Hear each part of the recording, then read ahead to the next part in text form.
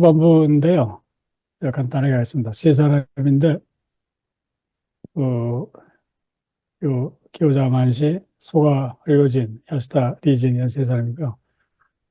전부 이 19세기 중반 말에 태어나가지고 20세기 이 초까지 이제 살거나 이후까지 산 사람들이고, 이 호년, 신란 이런 사람들도 다 마찬가지지만은 호년, 신란과 또 이 당시에 다른 종파를 연 사람들은 전부 어, 아까도 제가 말씀드렸지만은 당시에 종합대학인 그 천태정했냐 그지에서 뭐 이제 공부를 했거든요.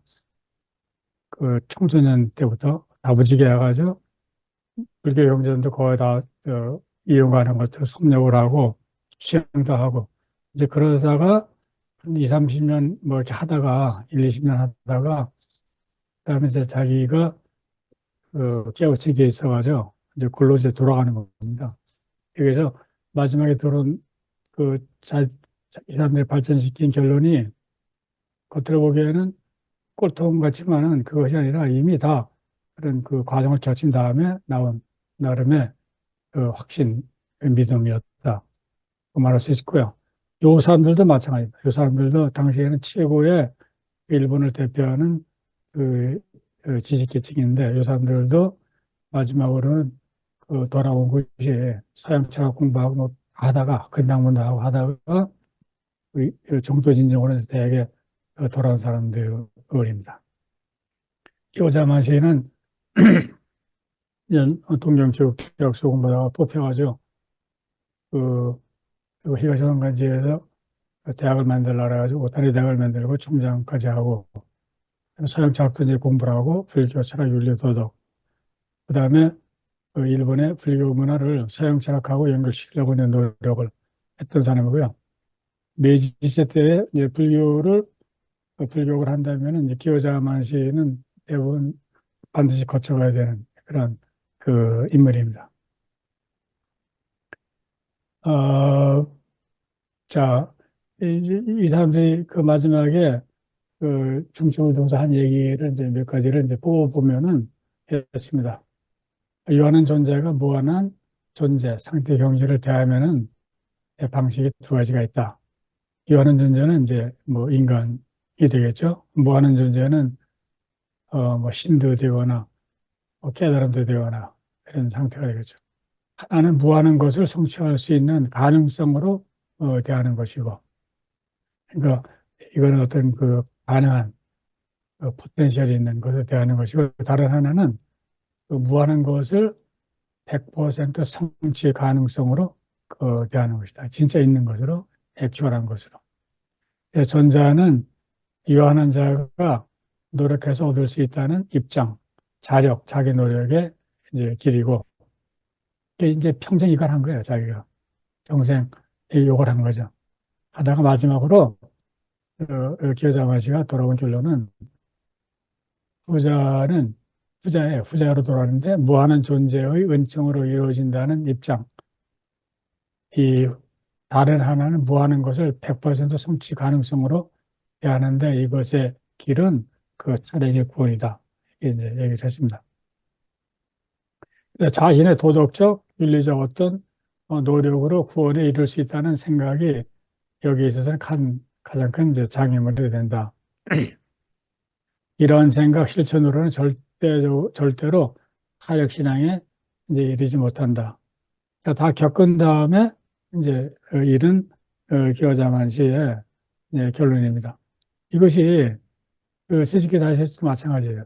거의 비슷한 그런 생각인데, 이제 정토진정의 가르침은 우리가 어떻게 행동해야 한다고 가르치는 것이 아니고, 그런 식으로 가르치면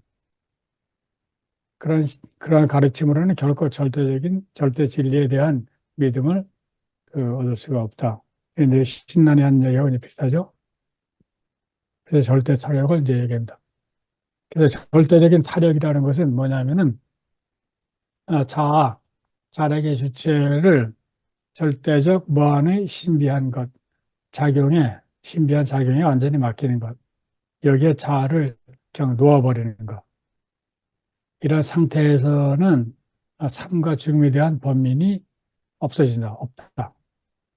그죠? 뭐 여기가 이제 그 깨달음의 세계 니르바나 정토 극락이 되니까. 그러니까 삶과 죽음은 알 수 없는 절대적인 타락의 작용이다. 여기에서는 저 죽음에 대한 삶에 대한 번민도 이제 없다. 절대적인 타력을 신뢰하고 믿고 여기에 온전히 맡기면 이제 된다. 이런 얘기들을 이제 하고 있습니다.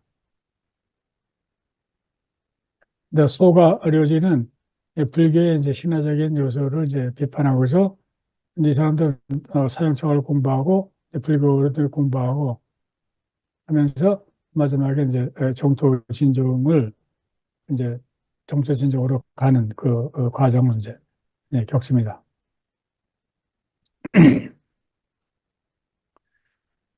자, 보통 불교에서 하는 것을 보니까 이런 것이다 하는 것을 일본에서 시작했다고 하는 상법 시대 때 그 불교의 문화를 이제 그러면서 이제 비판을 하고 있습니다. 그래서 불교에서 보통 하는 인간들이 하는 것을 보면은 석가모니부를 대상화하고 이상화하고 관념화하고 신화하고 신비화한 다음에 그죠? 그 다음에 이로부터 자신을 분리하고 이를 추앙하고 신앙한다. 이것이 이제 보통 있는 불교에서 보는 많은 현상이다. 보통은 이제 이렇게 이해할 수가 있죠. 그러면서 이제 비판을 합니다. 그래서 그렇게 이상화되고 관념화된 사카모니는 이를 그렇게 어, 주, 만든 자들의 주체의 자기 환상에 불과하다. 뭐 고스트 이미지라고 했는데 자기 환상에 불과하다는 얘기입니다. 그렇게 자기 환상을 만들어 놓고 믿는다는 거죠. 그러한 석가모니불은 절대적인 구원에 힘이 되지 못한다.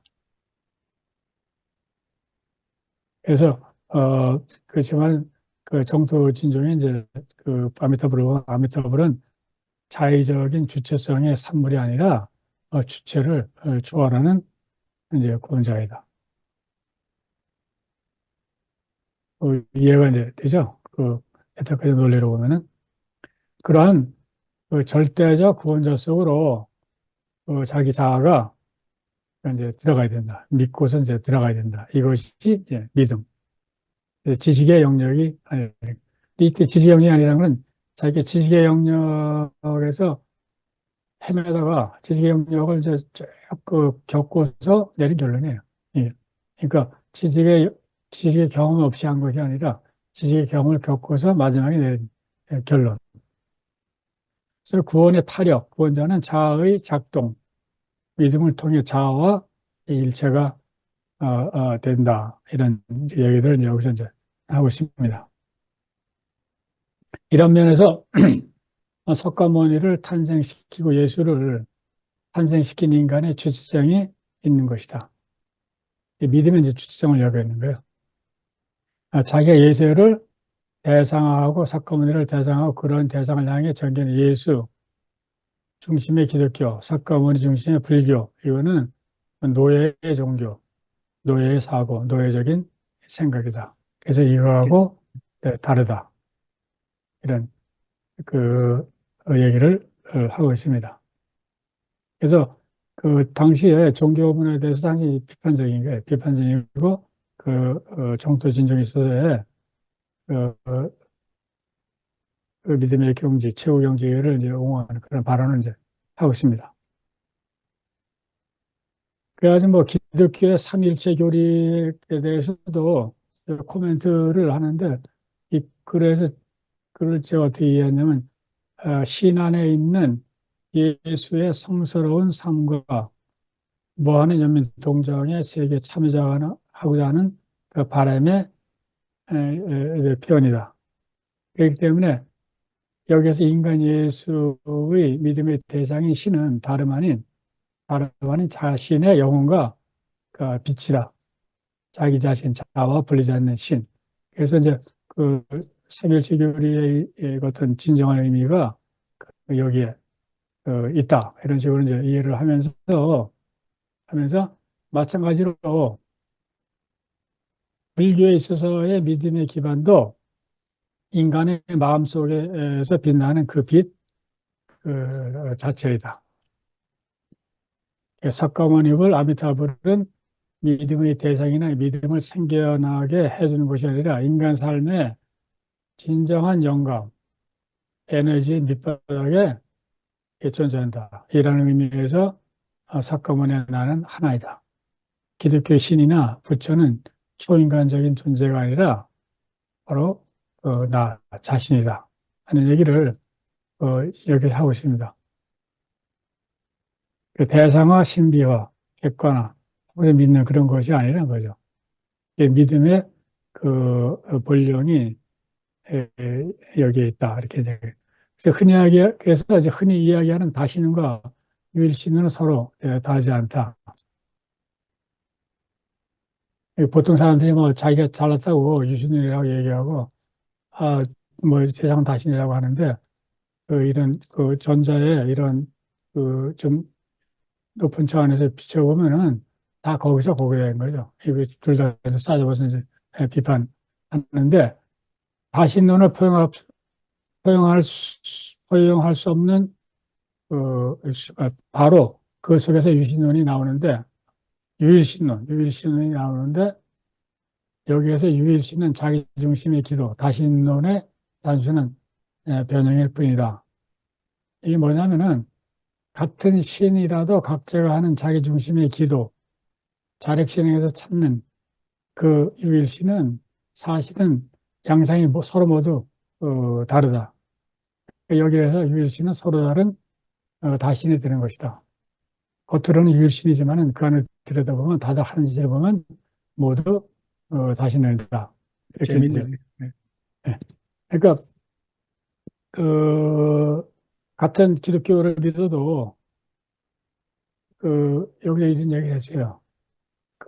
영국하고 이제 독일 서로 싸울 때 서로 이제 기도하는 그 신한테 하는 그 기원이나 신을 그리는 이미지나 생각이 다 유일신이라고 하지만 다 지지각각이라는 거죠. 그래서 보통 사람들이 하는 유일신 신앙도 그 내실을 보면은 뭐 다 다신론에 불과하다. 그래서 뭐 서로 자기가 옳다 아니다 하고 주장하지만 다 피상적인 논이고 다 마찬가지다. 이런 얘기를 하고 있습니다. 그 다신론은 자기 중심의 생각과 욕망의 표현일 뿐이다. 그런데 아미타불은 하나인데 인간들이 이를 여러 다른 존재로 만들어 버린다. 그래서 이거를 넘어서서 신난한테 가는 거예요. 신난이 가르친 것은 모든 곳에서 누구에게나 비추는 어떤 것에도 구애를 받지 않는 누가 만들 수 있는 대상화하는 그런 것이 아니다. 차원이 다르다. 신난이 얘기하는 신이라는 것은 그 이쪽 보통 정토종이나 다른 종교에서 얘기하는 신들하고 이제 차원이 다르다. 근데 그 신은 자기하고 분리되어 있지 않다 이런 얘기를 하고 있습니다. 그다음에 야스다린이라는 사람인데요. 이 사람도 마찬가지로 뭐 평생 철학을 하고서 마지막에 이제 정토진종 쪽에 로 이제 돌아와서 얘기를 하고 있습니다. 깨달음에 대해 깨달았다는 것에 대해 한번 깨달았다는 것은 한번 깨우치면은 다시는 어, 어, 그 예전의 상태로 돌아가는 것이 아니다. 바로 깨우쳤다는 것은 바로 그 자체가 열애가 되는 것이다. 불교의 신들의 서원은 불교 신들과 나와의 관계를 말해주는 것이다. 아무튼 등등하죠. 얘기를 하고 있습니다. 그래서 내가 있고 아미타불 남업설이 있고 있으면 이를 통해서 결국은 본래 나로 돌아간 것이다. 그, 그 서원의 그 말, 요거를 통해서 그 믿음의 그 마음의 그 말로 이제 돌아오고 자기의 그 본래로 돌아오는 것이다. 그러니까 어떤 밖에 있는 것이 아니다. 이런 그 이야기를 이제 전개합니다. 자기의 노력을 뛰어넘는 그런 그 노력을 통해서 본래의 나로 돌아가는 것이다.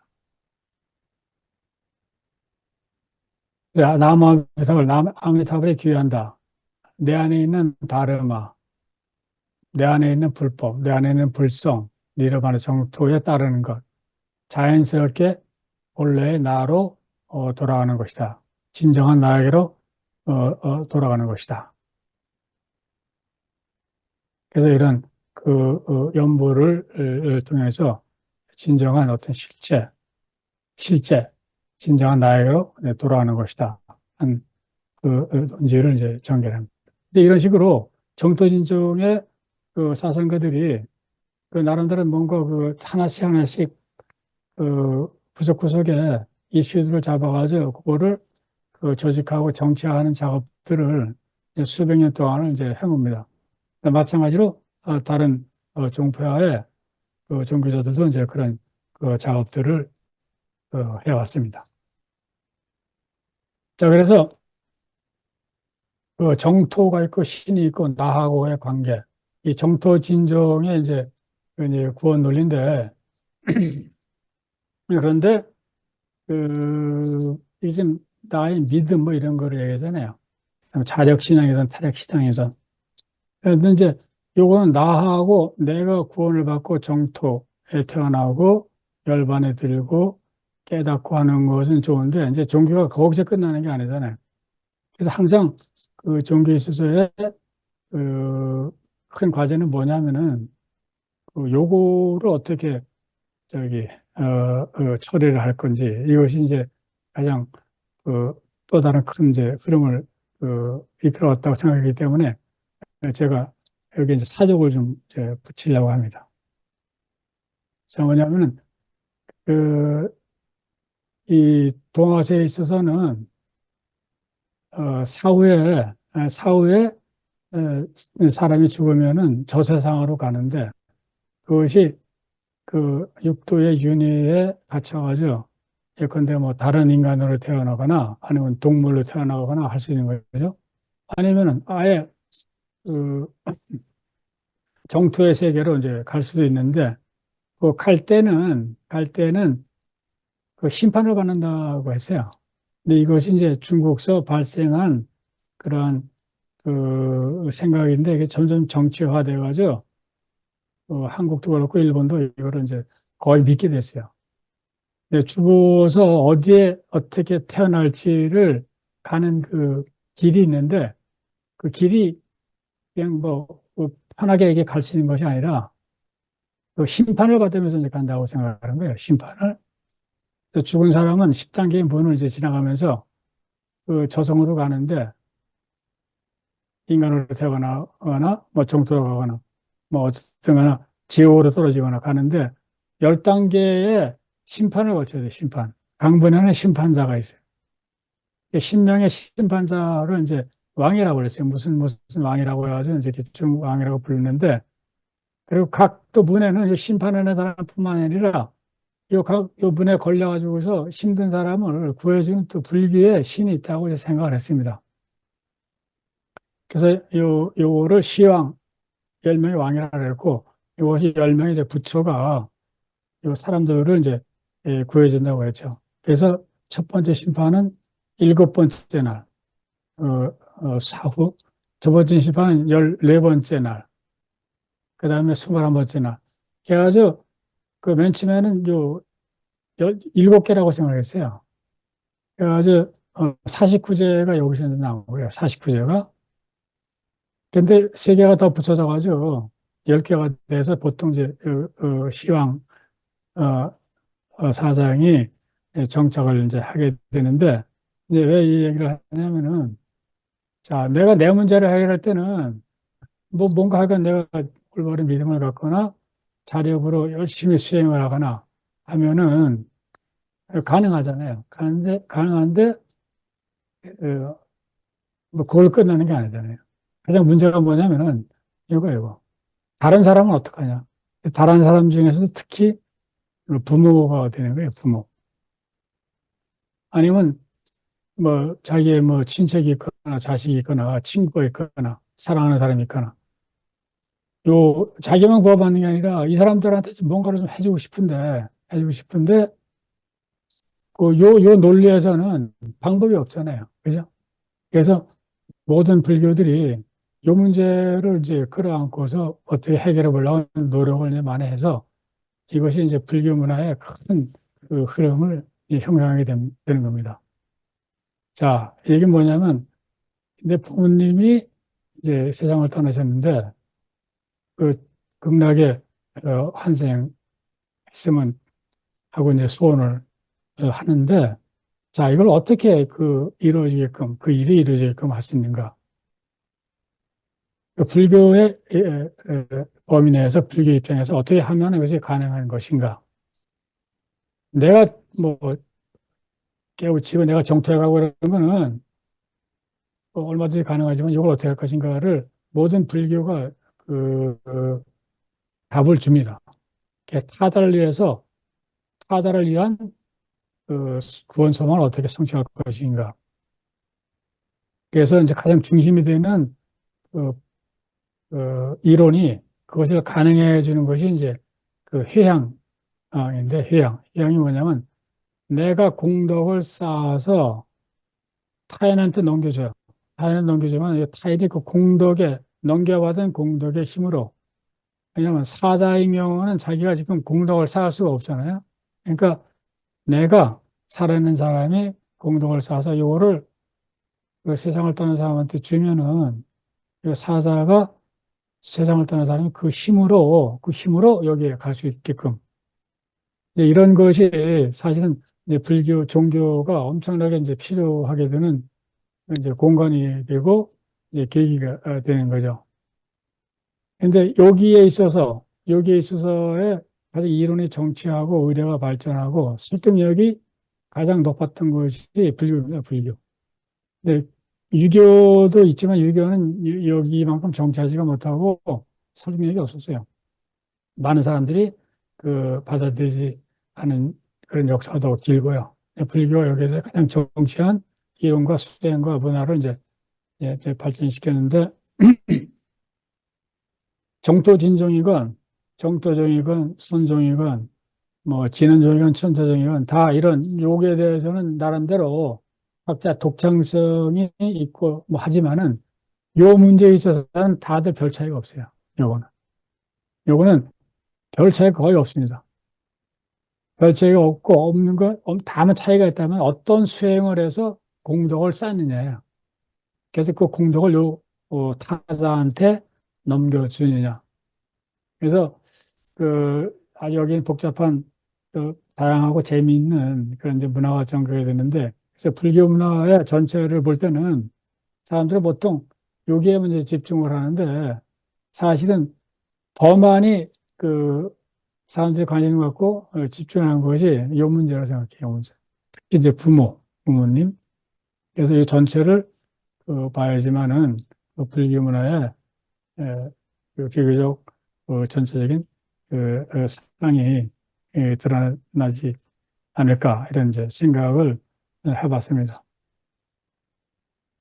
그리고 거기 덧붙여가지고 이제 제가 이제 불교를 마치면서 제 개인적으로 느낀 건데 사람들 누구나 이제 건강한 몸을 바라잖아요.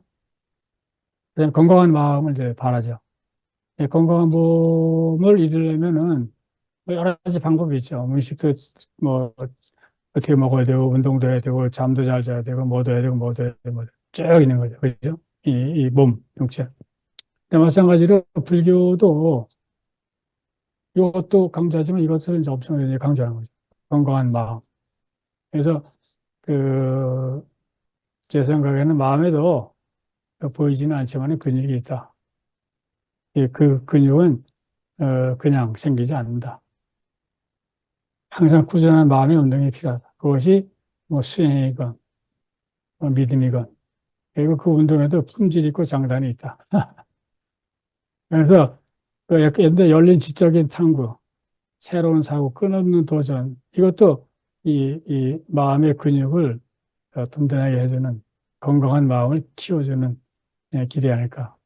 기도도 그렇고요, 기도. 뭐 다양하게 있지만 하여간 좋은 품질의 기도, 명상, 예술 활동, 예술, 음악, 미술, 뭐 있죠. 그다음에 이제 이쪽 사람들이 이 최고도의 그 사고를 전개시킨 신앙자들이 항상 강조했던 것은 이런 데로 나오는 것 같아요. 자아로부터의 탈각, 에고로부터의 해방, 본래의 나로 돌아가기, 본래의 나를 찾기, 뭐 등등의 를 여러 가지 용어를 써가지고 비유를 써서 그 얘기를 하고 있지 않나. 근데 거꾸로 이제 뭐, 세상에 별 사람들이 다 있으니까 어떤 감각적인 거, 감정을 만족해가지고 요거를 어떻게 채우려고 하는 맹신하는 사람도 있잖아요.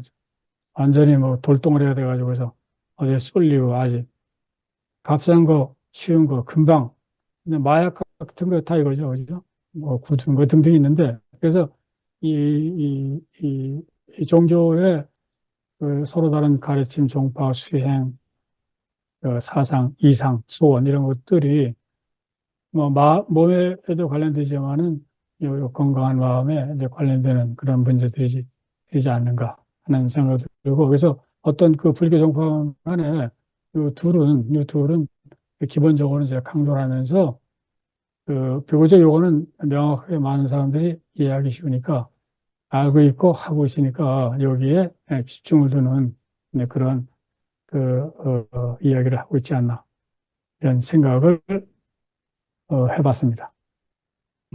제가 네, 한 가지, 네, 저는 근대사를 하고 있으니까 네, 근대사를 하는 입장에서 하나 좀 질문하고 싶은데요.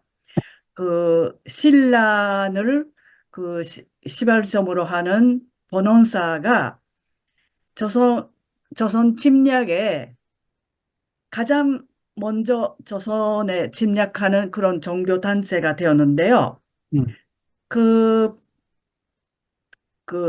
그러니까 종교적인 교리와 그 전체적인 활동에 무슨 연관성이 있는지 없는지 음, 그거를 좀 어, 네, 제 자신도 앞으로 공부해야 되겠다 생각했지만 그걸 음, 종교적인 측면에서 어떻게 해석할 수 있을까 하는 음. 의문이 갑자기 생겼습니다. 네. 네. 그 당시 제국 일본의 그 해외 침략, 그 제국주의 그 정책 등에 그 협력한 불교 종파는 그 전부입니다. 전부. 예의가 없고요. 모든 종파가 이제 협력을 했고, 그 다음에 그 약간의 이제 언제 참여했냐는 시기의 차이가 있지만 뭐 빨라야 늦어야 1, 2년 차이고요. 모든 그 종파가 이제 했고, 그때는 전부 미쳤어요. 완전히 그 미쳐가지고 그 자기네가 뭐를 하고 있는지도 이제 거의 이제 모르는 상태고, 니치렌 슈도 니치렌 1년 정도 이제 그렇고. 그래서 그 문제는 이제 굉장히 큰 이제 주제인데, 되게 그 청일전쟁서부터 이제 시작을 해가지고 1945년까지 되고요. 그래서 그 얘기는 이제 무궁무진하게 많고요. 예컨대 정토종 같은 경우는 정토의 진중도 마찬가지지만 예컨대 어느 정도까지 갔냐면 이 믿음의 대상 구원 이것이 그 아미타불이잖아요. 그 아미타불이 진짜 누구냐면 천황이라 그랬어요. 천황. 천황. 천황이 아미타불이라고. 네, 기독교도 마찬가지. 기독교도 그 구약을 그 피면은 그 하나님이 그 천지를 창조하셨잖아요. 그러면 천지를 창조해서 인간도 창조하고 동물도 창조하고 식물도 창조하잖아요. 그런 식으로 그 미쳐버린 시대가 이제 메이지 그 말부터 1945년까지 종교적으로는 이제 가지 않나 이런 생각을 합니다. 그래서 정도 진정만이 특별히 두출한 게 아니고요. 모든 종파가 그렇습니다. 이거 예컨대 그 조동종 그 지금 도견의 그 가르침이 있잖아요. 뭐 깨닫지. 여기는 뭐 어떻게 얘기를 하냐면은 이 알을 없애는 것이 조동종의 깨달음이라고 해서 깨우침. 그것이 그 무아를 실현하는 그런 길이라까지 했습니다. 근데 더 중요한 거는 그러한 그 제국 일본 불교의 그런 그 활동에 대해서 그 조선의 승려들도 1930년대 후반에 가면 상당수가 동조를 하기 시작합니다. 그래서 그때 한 행적들을 보면은 거의 충격을 받을 정도의 이제 행동들을 이제 하고요. 그리고 또 더 놀라운 거는 1945년 이후에 그때 활동했던 사람들이 또 금방 변신을 해가지고서 다시 교권을 잡고서 불교계에서 활동을 해요. 그건 한국도 마찬가지고 일본도 마찬가지. 예, 저도 사실은 지금 송옥 선생, 송영, 선생님 말씀 그 마찬가지로 이번을 계기로 해서 논문 한두 편을 찾아봤습니다. 일본 불교하고, 일본 제국주의하고의 관계에 관련해서요. 이 정토 진종, 교토의 본원사, 특히 동본원사가 1876년에 강화도 조약이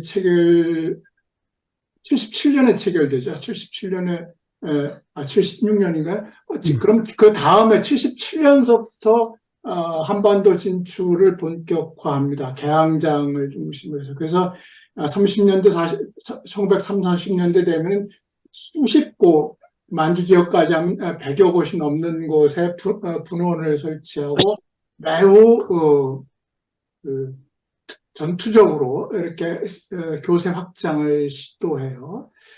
그 교리와 이런 그 정치적 행위 간의 필연적인 연계를 얘기하기는 어려울 거예요. 어떤 경우에도. 다만 교리의 어떤 부분이 그런 정치적 행위의 근거가 되었는가 하는 면들은 우리가 살펴볼 여지가 있습니다. 선종의 그 무아를 강조하는 거, 이건 불교의 모든 종파가 마찬가지는 하지만 특히 선종의 경우는 이제 그런 것들이 강조가 되고요. 제가 보기에 정토종 같은 경우에는 아까 그 신란 설명하실 때 도덕 여부와 상관없이 그 아미타 정토에 환생할 수 있다라고 하는 식의 논리. 이거는 결국 뭐냐면 현실 도덕, 현세 도덕에 대한 가부를 논하지 않는 거가 되는 거죠. 그래서 정토 진종은 어떤 면에서 모든 불교 종파들은 역사의 일에 대대로 현실 세계를 있는 그대로 인정하는 논법으로 귀착이 됩니다.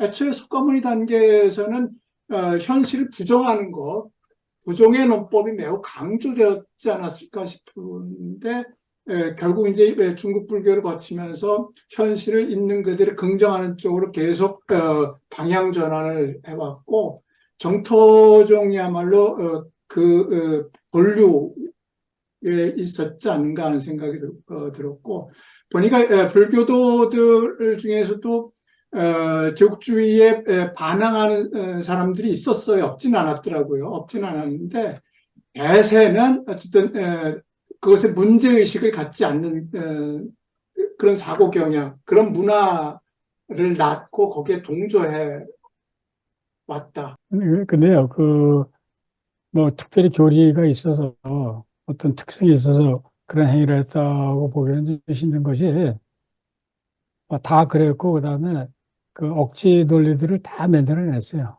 어떤 종파든 간에.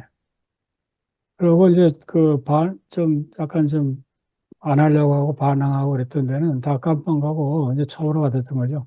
이제 그런 시대이기 때문에. 그다음에 이제, 그런데 이제 그럼에도 불구하고 많은 이제 비판을 받는 것이 뭐냐면 그런 행위를 했음에도 불구하고 1945년 이후에 그거를 되돌아보고 잘못을 끄집어내고 우리 이렇게 형편없었다고 얘기하는 데까지 그 침묵의 시간이 엄청나게 걸렸어요. 엄청나게. 빠른 데가 1970년대에 나옵니다. 다 감추려고 그랬어요. 그래서 이제 그런 그런 이제 배경이 있고요. 제가 예전에 한 십몇 년 전에 일본에서 1년 있을 때 승려들이 하는 연구 모임에 나간 적이 있어요. 그 승려들은 정토진종, 홍간지 파의 주지들인데 이 사람들이 한 달에 한 번씩 모여가지고 공부를 하는데 무슨 공부를 했냐면은 자기네 선조들이 제국제 시대 때 얼마나 나쁜 짓을 했는지 그거를 연구하는 모임이었어요.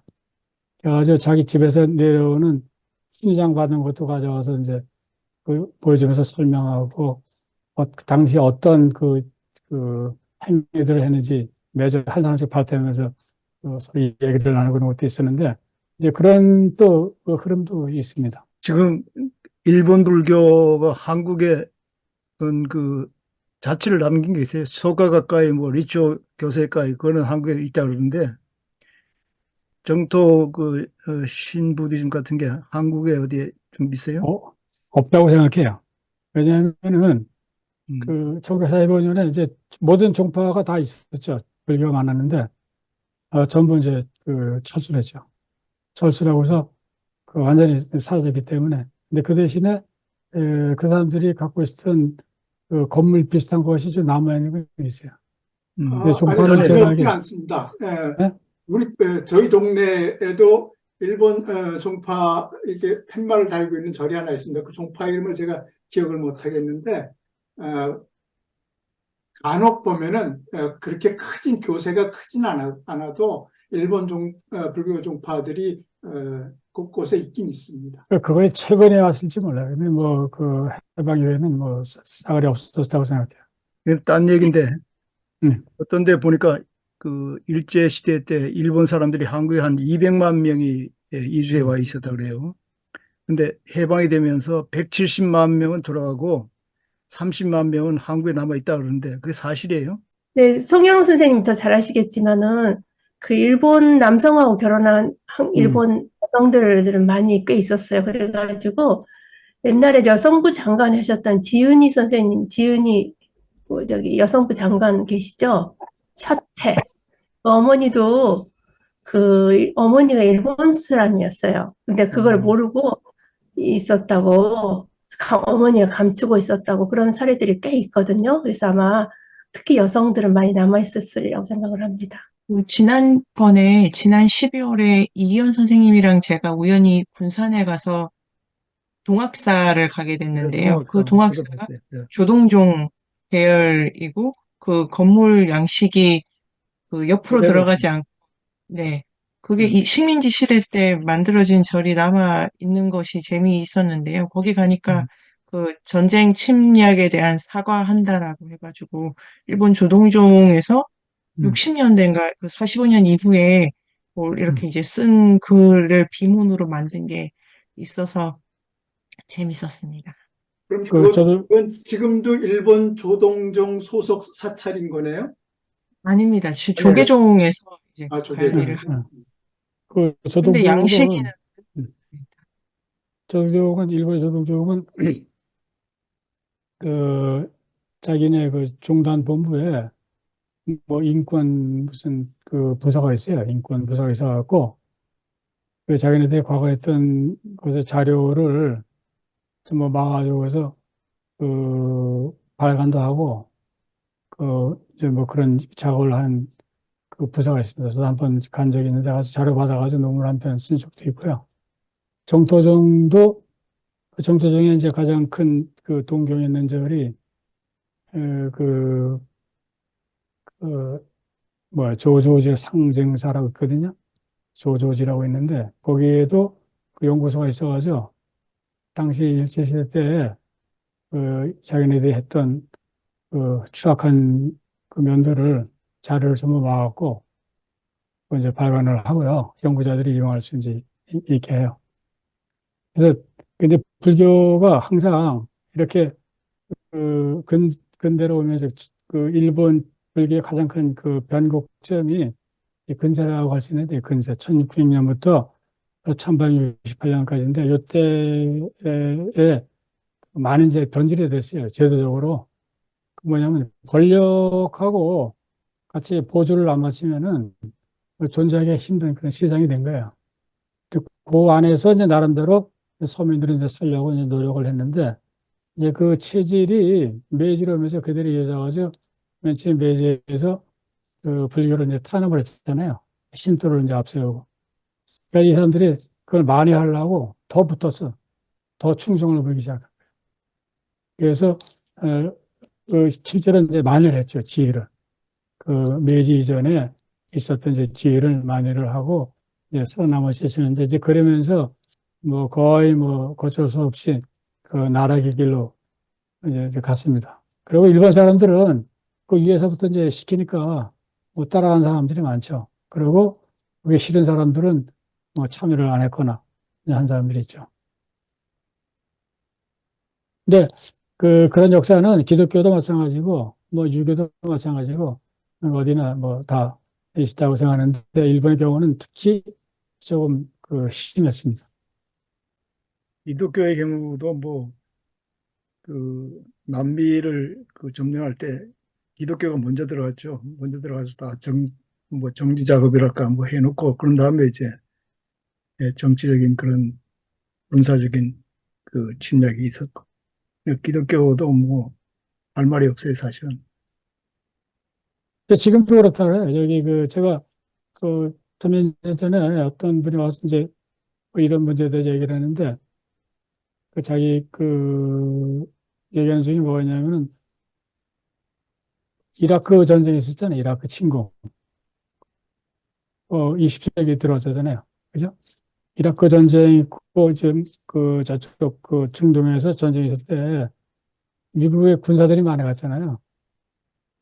그러면 자기 마을에서 갈 때 사람들 모여가지고서 가운데 앉혀놓고서 기도를 한대. 기독교인들이. 이 기도를 잘 들어보면은 딱 두 가지 메시지는 얘를 꼭 살려주고 적을 많이 죽이고 오게 하라고. 그래서 기독교에서 적을 많이 죽이라고 그러는 그런 거 없잖아요. 근데 현재도 이루어지고 있는 거예요, 사실. 현재. 제가 제기했었던 불교가 결국은 큰 틀에서 기독교와 비슷해지는 면들을 함께 가지고 있었다라고 하는 점, 이런 점에 대해서 근대 불교학자들, 특히 이 정토종에 많이 착안한 학자들은 어떻게 답변했는가 하는 문제. 제가 찾은 거는 여기 기요자 만시라는 사람, 이 양반 보니까 40살에 사망을 했는데 매우 중요한 발언을 하고 남기고 죽었네요. 제가 아까 쉬는 시간에 잠깐 얘기했던 탄이초를 읽을 때 절대 타력이라는 용어를 봤던 기억이 나요. 근데 그거는 생각해 보니까 절대라는 말은 근대적인 용어거든요. 이건 아마 기요자 만시와 같은 이런 근대 연구자들의 주석에 의해서 만들어진 설명문이었던 것 같은데, 이 절대 타력이라는 개념, 이거는 통상적으로 생각하는 말하자면 절대적인 능력자의 나 스스로를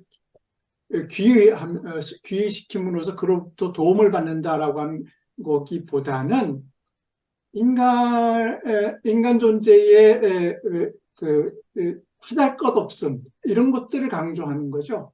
우리 번역문은 번역문이 엉터리라서 그런데 제가 영어문을 가지고 다시 번역하면 아까 선생님 여기 언급해 주셨는지 모르겠는데 223쪽입니다만 223쪽의 절대 타력 첫 번째 문장입니다. 이게 번역이 엉터리라서 제가 다시 영어본 읽은 거로 하면 자란 절대 무한의 놀라운 작업을 따르는 존재 이외에 그 어떤 것도 아니다.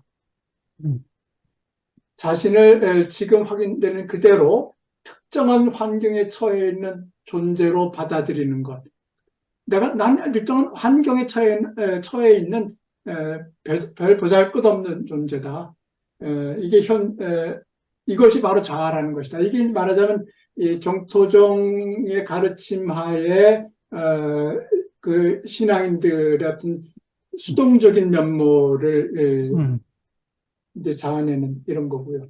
그 다음에 맨 마지막 페이지 234쪽에 보면은 이거는 야스다 리진의 이야기죠.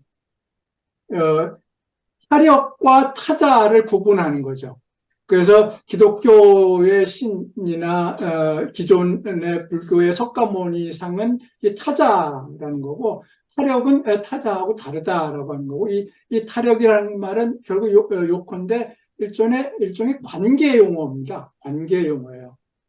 어떤, 나 외부에 절대적인 힘이 존재하는 존재의 언어이기보다는 관계의 언어로, 이 사람은 설명하고 있어요. 이런 것들은 이제, 정토종 신앙인들이 기독교라고 하는 외래 종교, 외래적인 사고방식에 직면해서 스스로를 그거로부터 차별화하는 과정이 만들어진 논법들 아닐까 하는 생각이 들어요. 그래서 이거는 일본의 불교 연구자들이 이제 이렇게는 말하자면 근대 시기에 만들어낸 업적 중에 하나가 아닐까 하는 생각이 들었습니다. 근데 사상적인 논의는 사실 이제 끝이 없어요. 왜냐하면 사람마다 조금씩 뉘앙스가 다르게 얼마든지 조금 그 다른 메시지를 던질 수가 있거든요. 이제 끝이 없고, 그래서 뭐 또 그 뒤에 어떤 사연이 나오면 조금 다르게 해석할 수도 있을 거라고 이제 생각을 하는데, 이제 크게 보면은 그리고 여기서 하나 또 지적해야 될 거는 이 사람들이 단순한 지적 행위로서 어떤 결론을 낸 것이 아니라 이들 자체가 어떤 종교적인 그 경험을 하면서 실천을 하면서 동시에 이끌어내는 그런 나름대로의 이제 그 생각, 뭐 결론이다 이런 거죠. 그래서 항상 그 종교에 있어서 이제 어려운 점이 뭐냐면 그 경험의 세계를, 이제 경험도 상당히 아주 어떻게 보면은 잡을 수 없는 경험 아니에요. 이제 경험의 세계를 이제 표현을 한 거 아니에요. 근데 표현을 한 거를 갖고서 그것을 뭐 논리적으로 분석하고 뭐 연결해보고 하는 것들이 할 수는 있지만은 제가 볼 때는 뭐 끝이 없다고 생각을 해요. 해결이 안 된다고 이제 생각하고. 그래서 이렇게 이제 하는 사람들은 이제 그렇게 있고, 저는 뭐 전혀 이거 못 따라가기 때문에 그렇게 안 하고요. 그다음에 사람들 어떻게 사실 실제적으로 그 생활 속에서 어떻게 실행을 했고, 그런 실행이 어떤 관계 속에서 형성이 되고 전개가 됐는지, 이제 거기에 이제 저는 쭉 보면서 이제 보고 있는 그런 이제 그 스타일이고요. 그렇게 볼 때 약간의 그 문화 그 차이가 있어요. 문화 차이가. 각 종파마다 문화 차이가 있고, 또 시대마다 차이가 있고, 이제 그런 것을 엮어내는 그 여러 조건들이 무엇인가를 보는 것도 상당한 그 재미가 있다 하고 이제 말씀드릴 수 있습니다. 근데 이 양이 일단 많아요. 각 종파에서 쭉 내려오면서 당사 첫 번째 세대가 지은 책들, 그 후세 주석서들, 뭐 그 뒤에 또 자기 생각을 얹은 책들 뭐 등등 해가지고 그 양이 너무 많기 때문에 그 전체를 정리하는 게 유교 주석서가 엄청나게 많잖아요. 다 하지 못하잖아요. 그거 마찬가지로 그런 이제 난관이 있는데, 그래서 항상 이제 도움이 되는 거는 또 여기에 관심 있고 좀 투시력 있는 사람들이 그 때문에 그런 이제 중요한 그 부분들을 천천히 보는 것만으로 큰 도움이 된다는 생각을 갖고 고맙게 생각하고 있습니다. 좀 엉뚱한 생각인데, 네. 한국 기독교는 결국 그 율법주의적인 면이 강하잖아요. 자기가 선행을 하면 그 보상으로다가 뭐 천국에 가고 뭐 악행을 하면 지옥에 떨어지고. 근데 이 한국 기독교가 지금 보니까 그 신란에 대해서 배울 게 많을 것 같네요. 네? 정말 믿음을 강조한다 그러면 자기 공덕이나 뭐 이런 거를 주장할 게 없잖아요. 공덕을 주장한다는 건 이고가 살아있다는 거 아니에요. 한국 그 기독교의 경우는 뭐 이고가 생생해서 자기가 뭘 해서 이제 그 덕택으로 뭐 예수의 공로를 얘기하긴 하지만은 실질적으로는 자기가 선행을 해가지고 그 덕택으로 하늘 간다 뭐 이런 얘기인데, 신랑 같은 데서 완전한 믿음, 뭐 마틴 루터도 있다 그러긴 하지만은 가까운 신랑 같은 데서도 배울 게 많지 않을까 이런 생각이 드네요. 제 인상으로는 이 정토 진종의 사람들이 그 지역이 있으면 되게 밀집되어 있거든요. 그래서 이제 어느 지역은 어느 종파가 이제 강하고 뭐 이런 게 있어요.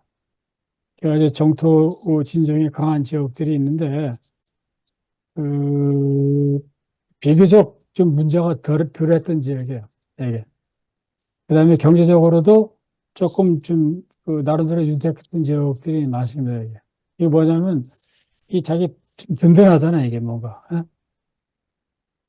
뭐, 어디 가서 기죽을 거 없잖아요. 그러면서 나름대로 또 윤리적인 삶을 열심히 사니까, 열심히 일하고, 뭐, 세금으로 다 뺏어가도, 그래 또 하는 거예요. 아침에 나가서 또 일하는 거예요. 또 뺏어가 또 하는 거예요. 뭐, 그러면서 하여간 살아왔던 흔적들이 이 사람들한테는 이제 도움이 되지 않았나.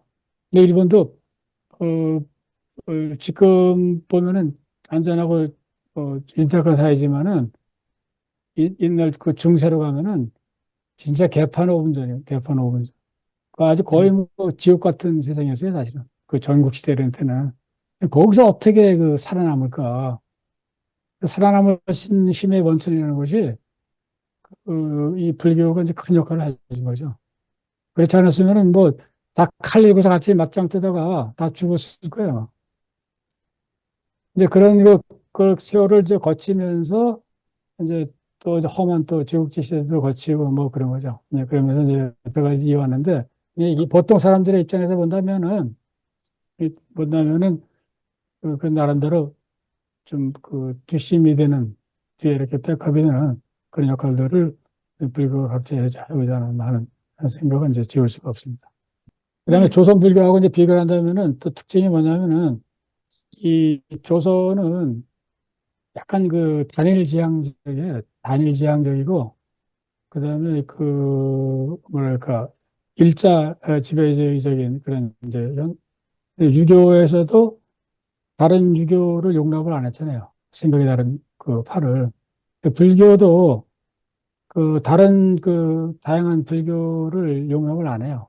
자기네가天을 갖고 있으면서.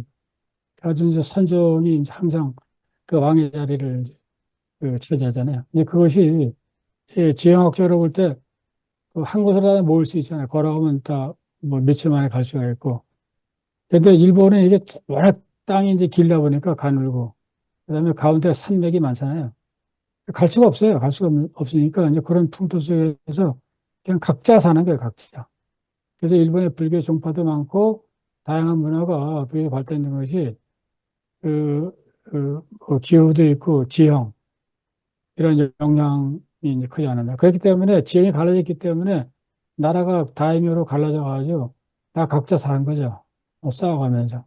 그래서 그런 풍토 속에서 문화가 다만 인위적인 것뿐만 아니라 자연적인 요소들도 상당히 개재되지 않나. 근데 그런 상에서 사람들은 어쨌든 간에 최상의 뭔가를 이루고 싶어 하니까 최적합한 것들을 이제 키워나가고자 노력하지 않았나. 근데 거꾸로 조선은 자기네들한테 가장 적합하니까, 그것도 적합한 것이 시민자한테 가장 적합하니까 이제 그렇게 이제 키워갖고 이제 그것이 가능한 그런 풍토였다 이렇게 볼 수 있지 않을까 하는 생각을 합니다.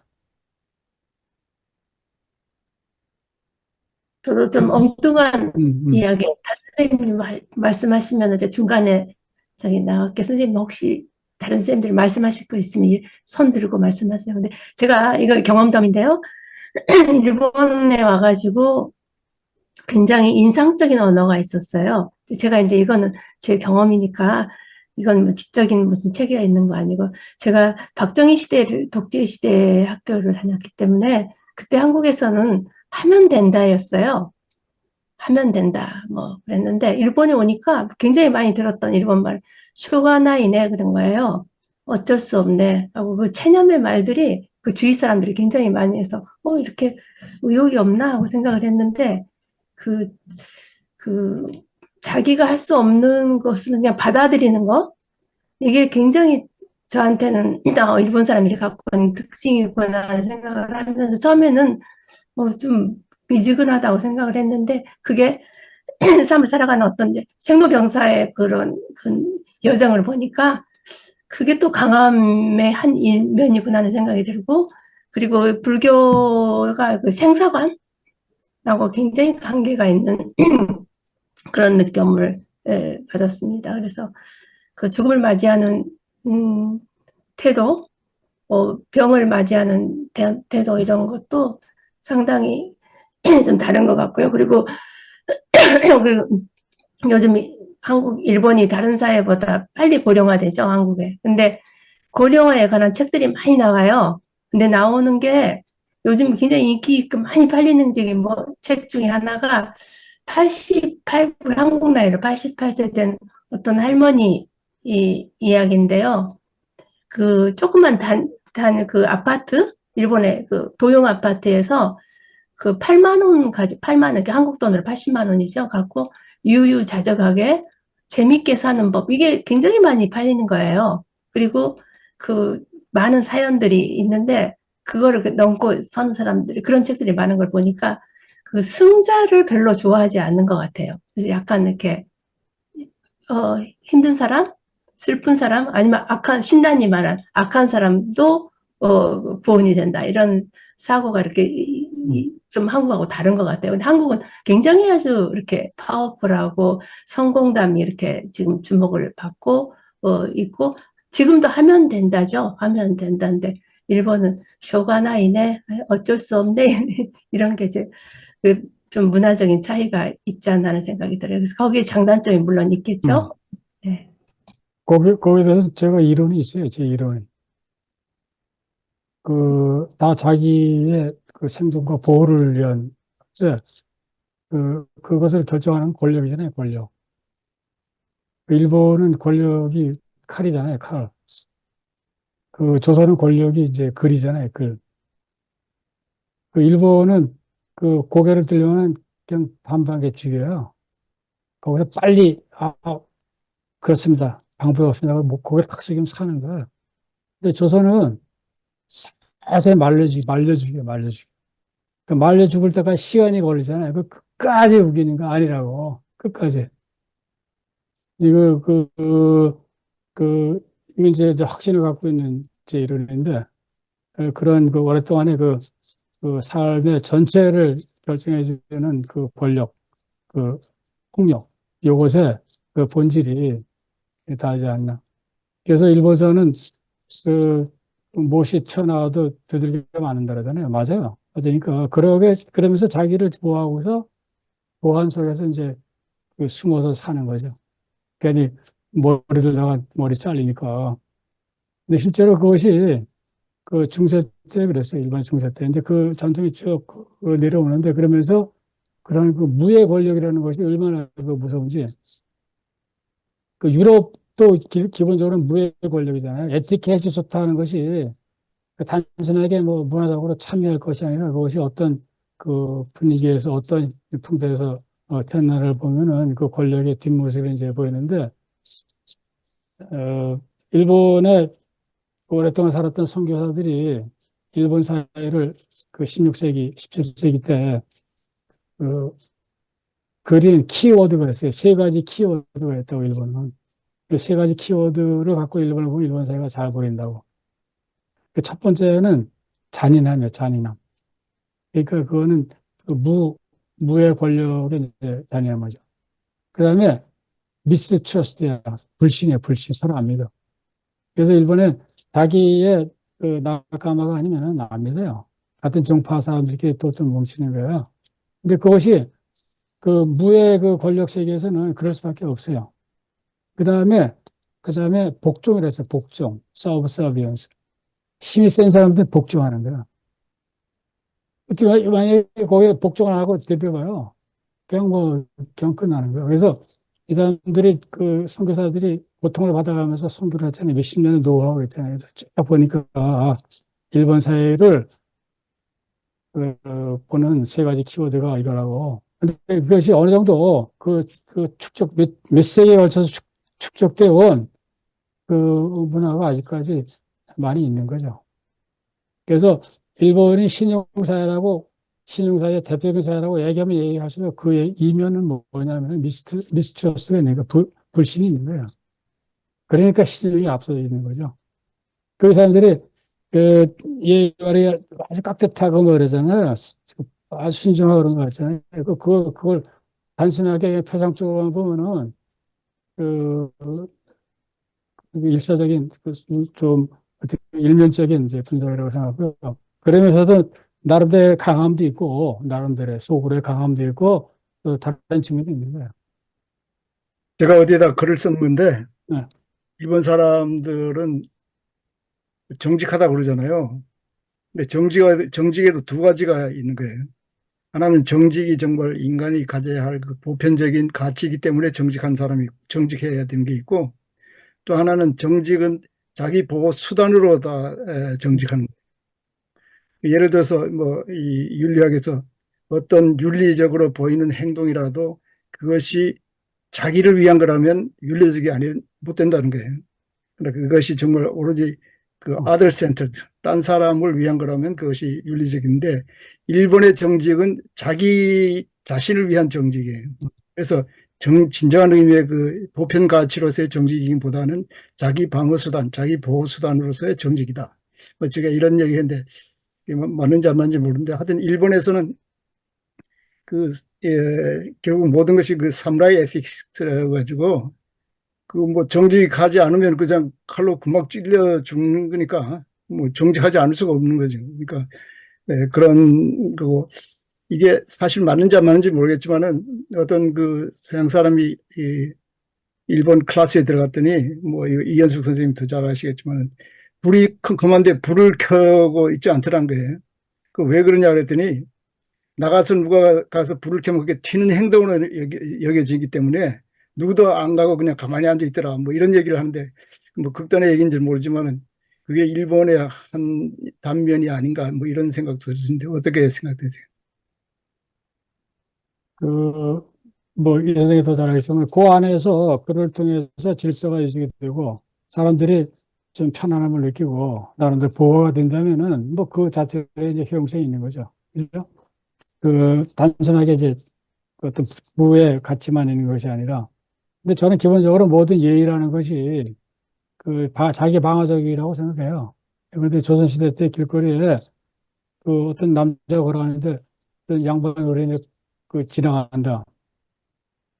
인사잖아요, 인사. 그 인사가 자기 방어죠. 만약에 뻣뻣하게 지나가, 뭐, 한 대 맞을 수도 있잖아요. 그죠? 저 못 듣는 놈이 있다고. 그러니까 그 예의라는 게 기본적으로 자기 방어적인 측면이 있는데, 이제 모든 그 예의는 정도의 차이는 있지만은 다 그런 그 작동이 있는데, 이제 그 가운데에서 그 사이가 어떻게 이제 평화를 유지하고, 어떻게 질서를 유지하고, 어떻게 서로가 서로에 대한 공간, 자기의 공간을 확보를 하고, 그 속에서 자유를 좀 지킬 수 있고 하는가는 그 미묘한 그 구조, 그다음에 그 운영은 어느 사회나 다 갖추고 있지만 일본은 일본 나름의 뭐 특징이 당연히 이제 있다고 그 생각을 합니다.